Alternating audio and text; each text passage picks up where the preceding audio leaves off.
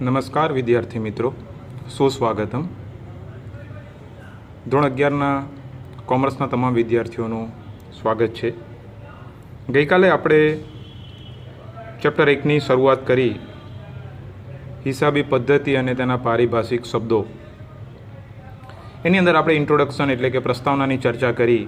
આજે આપણે આગળ વધીએ હિસાબી પદ્ધતિ પેજ નંબર 2 ઉપર.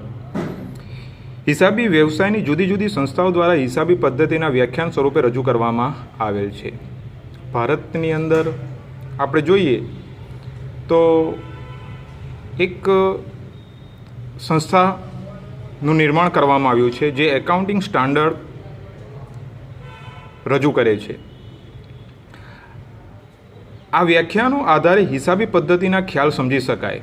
American institute of certified public accounts એટલે કે AEAICPA દ્વારા નીચે પ્રમાણે વ્યાખ્યા આપવામાં આવી છે.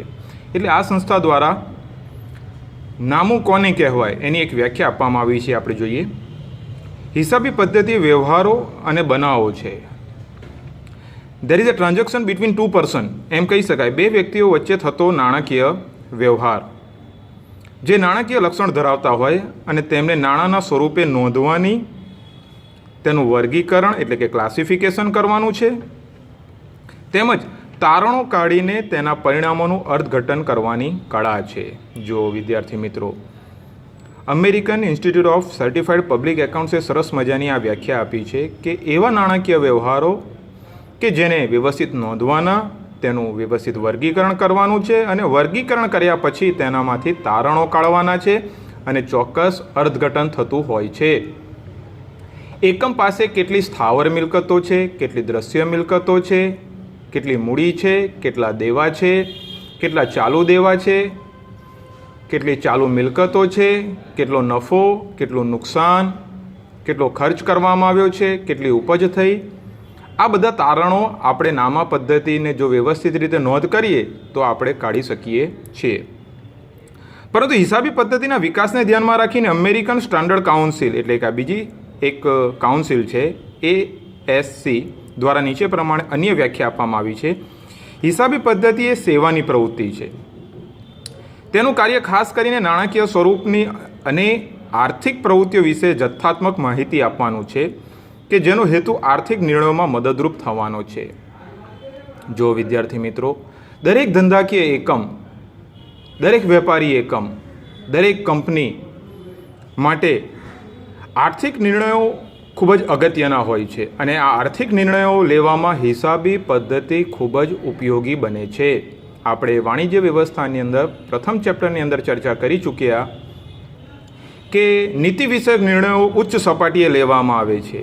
હવે જ્યારે ઉચ્ચ સપાટીએ આયોજન, વ્યવસ્થાતંત્ર, દોરવણી, દેખરેખ, અંકુશ રાખવાનું હોય અને આર્થિક નિર્ણયો લેવાના હોય ત્યારે તેમને હિસાબી પદ્ધતિની જરૂરિયાત ઊભી થતી હોય છે.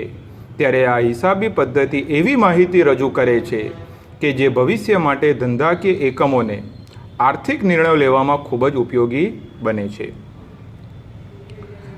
ઉપરની આ બંને વ્યાખ્યાઓના આપી જે હવે આપણે એના લક્ષણો વિશે જોઈએ. હિસાબી પદ્ધતિના લક્ષણો. એક છે નાણાકીય લક્ષણ. હિસાબી પદ્ધતિમાં જે વ્યવહારો કે બનાવોની નોંધ કરવામાં આવે છે તેનું નાણાંના મૂલ્ય માપન થતું હોય છે. જો બિન નાણાકીય વ્યવહારો નામા પદ્ધતિના ચોપડે નોંધવામાં આવતા નથી. દાખલા તરીકે માલ મોકલવા માટેનો ઓર્ડર મળ્યો, તો આ તો ઓર્ડર મળ્યો છે, હજુ કોઈ વિનિમય થયો નથી, એટલે બિન નાણાકીય વ્યવહાર થાય. પરંતુ ઓર્ડર પ્રમાણે જો માલ મોકલવામાં આવે તો એ નાણાકીય વ્યવહાર થઈ જતો હોય છે, કારણ કે વિનિમય થઈ ગયો. હવે ચૂકવણીની લેવડ દેવડ કાં તો વર્તમાન સમયમાં પણ થઈ શકે અને ભવિષ્યમાં પણ થઈ શકે. તો નામા પદ્ધતિની એક લાક્ષણિકતા એ રહેલી છે કે આર્થિક વ્યવહારોની નોંધ કરવામાં આવતી હોય છે જેનું નાણાંકમાં મૂલ્ય માપી શકાય. બિન નાણાકીય વ્યવહારો નામા પદ્ધતિના ચોપડે લખવામાં આવતા નથી. દાખલા તરીકે અહીં આગળ ઉદાહરણ આપ્યું છે, 10,000 કિલોગ્રામ રાસાયણ ખરીદ્યું. આ ખરીદીની કિંમત અથવા ભાવ નાણાંના સ્વરૂપમાં નક્કી થયેલ હોવા જોઈએ. આ રાસાયણ 20,000માં ખરીદવામાં આવેલ છે, તો 10,000 કિલોગ્રામ રાસાયણ બરાબર 20,000 એવો અર્થ થાય.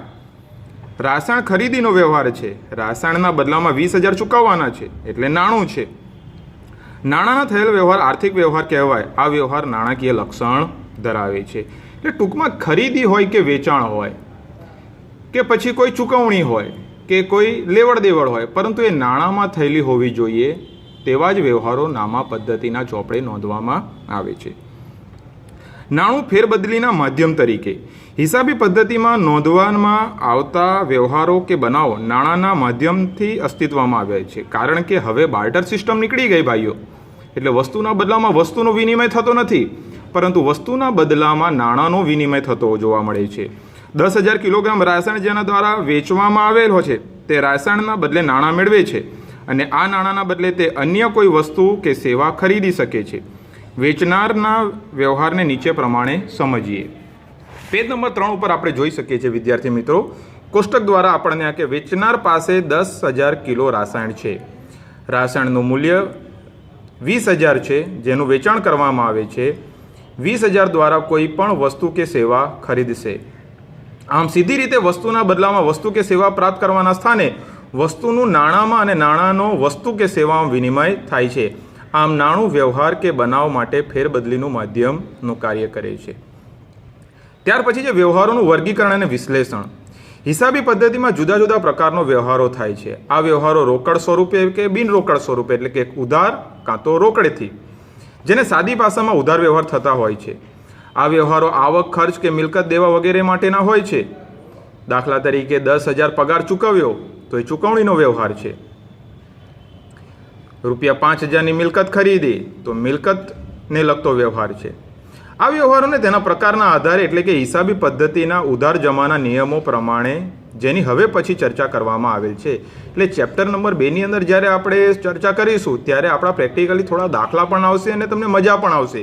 ત્યારે આપણે જોઈશું કે આર્થિક વ્યવહાર કોને કહેવાય છે, બિન આર્થિક વ્યવહાર કોને કહેવાય છે, ઉધાર વ્યવહાર કોને કહેવાય અને રોકડેથી વ્યવહાર કોને કહેવાય. એની હવે પછીના પ્રકરણમાં ઊંડાણમાં ચર્ચા કરવામાં આવેલી છે. આ રીતે વ્યવહારોનું વર્ગીકરણ કરવામાં આવતું હોય છે. ત્યાર પછી છે વ્યવહારોનું અર્થઘટન. હિસાબી પદ્ધતિમાં ફક્ત હિસાબો તૈયાર કરવામાં આવતા નથી, પરંતુ હિસાબો નિર્ધારિત નિયમો પ્રમાણે તૈયાર થયા બાદ તેમાં દર્શાવેલ વિગતો અને આંકડાઓના આધારે જેને જથ્થાત્મક માહિતી કહે છે તેનું અર્થઘટન કરવામાં આવે છે. દાખલા તરીકે કોઈ વ્યક્તિનું બ્લડ પ્રેશર માપવામાં આવે અને તે 120થી 80ની વચ્ચે હોય તો તે વ્યક્તિ બ્લડ પ્રેશરની દ્રષ્ટિએ તંદુરસ્ત કહેવાય, પરંતુ તે જ વ્યક્તિ 120થી 80 લોહીનું દબાણનું માપ છે અને તંદુરસ્ત તારણે એ તેનું અર્થઘટન છે. હિસાબી પદ્ધતિ તૈયાર થયેલા હિસાબોનું અર્થઘટન કરી શકાય છે. આ તો આપણે એક ઉદાહરણ જોયું. હવે જોઈએ આપણે નામા પદ્ધતિની અંદર ઉપજ 20,000 હોય અને ખર્ચ 12,000 હોય તો એમ કહી શકાય કે 8,000 એ ઉપજનો વધારો દર્શાવે છે. એટલે કે આ વ્યવહારથી વ્યક્તિને લાભ થયો છે. ઉપજ ખર્ચનો તફાવત એ લાભના સ્વરૂપે છે. આ જે આંકડાનું અર્થઘટન કહેવાય. આમ હિસાબી પદ્ધતિમાં દર્શાવેલ વ્યવહારોનું અર્થઘટન કરી શકાય છે, જેથી જેના પરિણામે સમજી શકાય છે. જથ્થાત્મક માહિતી 5મો લક્ષણ છે. હિસાબોમાં નોંધવામાં આવતી માહિતી નાણાંના સ્વરૂપે હોવાથી તે માહિતીને જથ્થાત્મક માહિતી કહેવામાં આવે છે. જથ્થાત્મક માહિતી એટલે આંકડાકીય માહિતી. દરેક વ્યવહારો આંકડાકીય સ્વરૂપે દર્શાવવામાં આવશે. કોઈ વર્ણનાત્મક વર્ણન કરવાનું હોતું નથી. દરેક વ્યવહારને નાણાંમાં દર્શાવવાનો રહેશે. આર્થિક નિર્ણયો 6ઠું લક્ષણ છે હિસાબી પદ્ધતિનું. હિસાબી પદ્ધતિ દ્વારા તૈયાર કરવામાં આવેલ હિસાબોના આધારે જુદા જુદા પક્ષકારો પોતાના નિર્ણયો લેતા હોય છે. દાખલા તરીકે કંપનીના લેણદારો કંપનીને નાણાં ઉછીના આપવા અંગેનો નિર્ણય લે છે. સંભવિત શેરહોલ્ડર કંપનીમાં શેરમાં રોકાણ કરવા અંગેના નિર્ણયો લે છે. કંપની પોતે પોતાના વિકાસ અંગેના નિર્ણયો લે છે. આ તમામ નિર્ણયો નાણાં આધારિત હોવાથી તેમને આર્થિક નિર્ણયો કહેવામાં આવે છે. આમ હિસાબી પદ્ધતિ આર્થિક નિર્ણયો લેવામાં ખૂબ જ મદદરૂપ થતી હોય છે.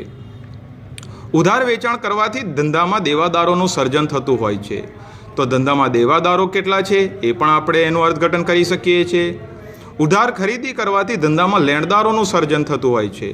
તો કુલ લેણદારો કેટલા છે એ આંકડાકીય એટલે કે જથ્થાત્મક માહિતીના આધારે આપણે એનું અર્થઘટન સરળતાથી કરી શકીએ છીએ. ટૂંકમાં આર્થિક નિર્ણયો લેવામાં ખૂબ જ મદદરૂપ બને છે. 7મું લક્ષણ છે હિસાબી પદ્ધતિ ઐતિહાસિક માહિતી દર્શાવે છે. હિસાબી પદ્ધતિમાં થઈ ગયેલા વ્યવહારો અને બનાવને નોંધવામાં આવે છે. વ્યવહાર કે બનાવ બનેલ હોવાથી તે ભૂતકાળ બને છે. ભૂતકાળમાં હંમેશા ઇતિહાસ દર્શાવે છે. આ ઇતિહાસના આધારે થયેલા હિસાબો ઐતિહાસિક માહિતી એટલે કે ભૂતકાળની માહિતી અથવા પરિણામો રજૂ કરે છે. તેથી હિસાબી પદ્ધતિ ઐતિહાસિક માહિતી સાથે સંબંધ ધરાવે છે. ટૂંકમાં જે વ્યવહારોની નોંધ થઈ ચૂકી છે એ ભવિષ્યમાં મદદરૂપ બનવાના છે. એટલે જો તમને ઉદાહરણ આપવું હોય તો એમ કહી શકાય કે 10 વર્ષ પહેલાં એટલે કે 2010માં જે હિસાબી પદ્ધતિની વ્યવસ્થિત નોંધ કરવામાં આવી હોય અને એની જો મદદ 2020માં લેવામાં આવે તો ટૂંકમાં એમ કહી શકાય કે આપણે ઐતિહાસિક માહિતી એટલે કે 10 વર્ષ પહેલાંની માહિતીને આપણે સંગ્રહ કરી રાખ્યો અને એની મદદ દ્વારા આપણે ધંધાના એટલે કે એકમના આર્થિક નિર્ણયો લેતા હોઈએ છીએ. તો અહીં આગળ આપણને આ વ્યાખ્યાઓ અને તેના પરથી તારવવામાં આવેલ લક્ષણો હિસાબી પદ્ધતિની પ્રક્રિયા સમજાવે છે. આ પ્રક્રિયા ક્યાંથી શરૂ થાય છે, કયા કયા તબક્કાઓમાંથી પસાર થાય છે, દરેક તબક્કામાંથી શું પ્રાપ્ત થાય છે અને પ્રક્રિયાના અંતે શું પ્રાપ્ત થાય છે, આ તમામ બાબતો અંગેની જાણકારી, વ્યાખ્યાઓ અને લક્ષણો રજૂ કરે છે. આ હિસાબી પ્રક્રિયાના તબક્કાને આકૃતિ સ્વરૂપે બાજુમાં આપેલા પ્રમાણે રજૂ કરી શકાય. તો અહીંયા વર્તુળ આકૃતિની અંદર તમે જોઈ શકો છો કે પહેલું છે ભાઈ હિસાબોને નોંધ કરવામાં આવે છે, ત્યાર પછી તેનું વર્ગીકરણ કરવામાં આવે છે, વર્ગીકરણ કર્યા બાદ તેમાં વિશ્લેષણ કરવામાં આવે છે, વિશ્લેષણ ઉપરથી તારણો કાઢવામાં આવે છે, તારણો કાઢ્યા પછી એમાંથી અર્થઘટન કરવામાં આવે છે અને અર્થઘટન કર્યા પછી એમાંથી અહેવાલ તૈયાર કરવામાં આવે છે. તો આ આકૃતિ આપણે પેજ નંબર 3 ઉપર આપવામાં આવેલી છે, એના ઉપરથી આપણે હિસાબી માહિતી પ્રાપ્ત કરી શકીએ છીએ. હિસાબી પ્રક્રિયાના આકૃતિ જોઈ ગયા પછી પેજ નંબર 4 ઉપર આપણે આવીએ તો જોઈ શકીએ કે ટૂંકમાં હિસાબી પદ્ધતિના વ્યવહારો અને બનાવોની નોંધણી, વર્ગીકરણ અને વિશ્લેષણ કરીને તારણો કાઢે છે. આ તારણોના આધારે અર્થઘટન કરીને અહેવાલ તૈયાર કરવામાં આવે છે. અહીં અહેવાલનો અર્થ હિસાબો એટલે વાર્ષિક હિસાબો, જેને હવે પછી ચર્ચા કરવામાં આવેલ છે. એટલે કે ભાગ 2ની અંદર આપણે સરસ મજાનું 5મું ચેપ્ટર આવે છે, એકાકી વેપારીના વાર્ષિક હિસાબો. સરસ મજાનું ચેપ્ટર આવશે. એ ચેપ્ટર જોતા પહેલાં આપણે ઘણા બધા તબક્કાઓમાંથી પસાર થવાનું છે વિદ્યાર્થી મિત્રો.